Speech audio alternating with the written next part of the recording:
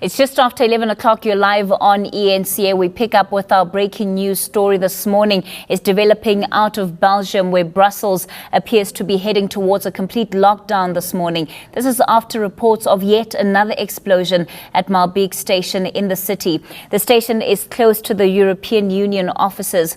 There have also been 2 explosions at Zaventem Airport this morning. Our UK correspondent Natalie Powell joins us on the line from London with the latest on this. Natalie, of course, some of the information coming in is still very fluid at this stage. What are the confirmed facts that we know about these explosions? That's right. As you said, information is still filtering through. This is something that just took place just a couple of hours ago at the airport, which is around about 11 kilometres or 7 miles outside of Brussels. And of course, a second explosion now heard in the centre of Brussels, near the EU institutions at that metro. We understand that the metro station has now been completely closed down. Those near that Maalbeek metro station have had to cross over onto the tracks and walk out of the metro station via the tracks following that blast. But as you said, information coming through now on these events that have taken place, really rocketing Brussels, it has to be said, following the beginning of this, what appears to be a terrorist attack that took place at the airport just outside of Brussels. We understand that there were 2 explosions heard. It's believed that they took place at the American Airlines check-in desk. Reports from eyewitnesses of a lot of smoke and confusion at the airport. Also reports of Arabic being spoken and shouted, and reports of gun blasts as well during those 2 explosions. And those inside the airport say that they really felt the airport sort of shake really when these explosions took place, and that there could be really no doubt in their mind that the airport was under siege at that time. Natalie, reports also coming in out that Brussels has, of course, been on terror watch since last week, Friday. Tell us about this man that they arrested.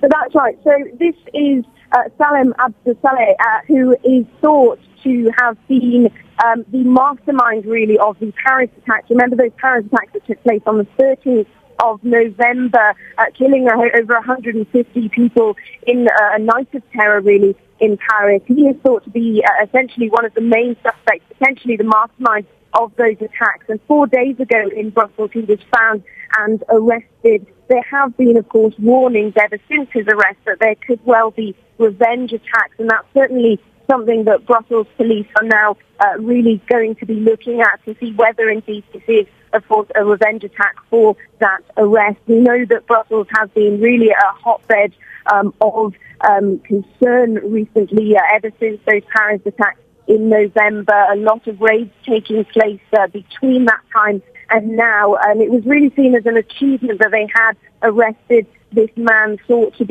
have been behind the terror attacks. But of course, the repercussions of that we potentially may be seeing now. He's currently being held, we understand, in Brussels and fighting extradition to Paris.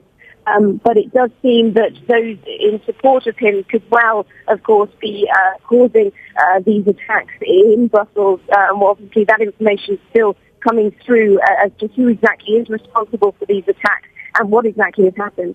And Natalie, we are watching live visuals out of Brussels this morning. Of course, quite a heavy police presence on the streets. One would imagine that authorities are not only trying to deal with the situation that is unfolding, but has there been any official messaging from local authorities about this situation? I think one of the things that has been most surprising about this is that there has been a very heavy police presence in Brussels ever since the Paris attacks took place in November. So a lot of people now very shocked, actually, that this could take place. And on top of that, take place at an airport and a busy metro station where you would assume that there would be covert and overt authorities scouring the areas and making sure that they are secure. So big concerns over the fact that this has been able to take place, of course, given the heavy police presence that has been in Brussels over the recent months there. We understand that they have now completely shut down the airport and shut down the metro station, and really Brussels appears to be on lockdown at the moment while police continue their investigations into these attacks that have taken place.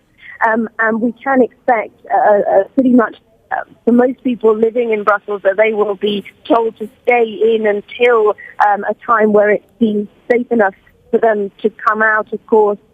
But yes, it's going to be a rather busy day and potentially evening for the police in Brussels, given that these 3 attacks have happened.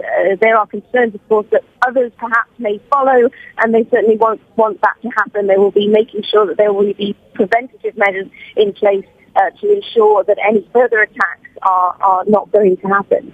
Speaking to the prevention of further attacks, Natalie, are we anticipating at all that this terror watch alert will be extended to other parts of Europe, and which of those are likely to be?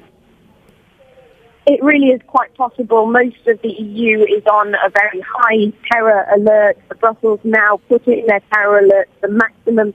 We can assume that many authorities across the European countries will be holding emergency meetings throughout the day today to try to establish whether there is any threat to their own country, and of course whether they will need to raise their terror threat alert as well. We can obviously assume that Paris will be a big contender in that, and big concerns in Paris given what has taken place on Parisian soil in France. So it's likely that we are going to see a number of EU countries calling emergency meetings throughout the day to have a look at their terror alert and to make sure that they are protected and secure against any potential terror attacks that may happen. Whenever these sort of things take place in another country so close by, there is obviously a lot of dialogue that takes place between governments, and we are likely to see much of that taking place today. We've already heard from the UK Prime Minister David Cameron, who's tweeted about this with his concern over what's happening, and it's likely to be a very, very busy day for a number of European governments. Our UK correspondent Natalie Powell with the latest on these attacks, explosions that have taken place in Brussels this morning. Our reporter Ollie Barrett, he's also on his way to the scene. Of course, this is at the airport where the first 2 explosions were heard this morning. We'll keep you updated on this breaking news story throughout our bulletins.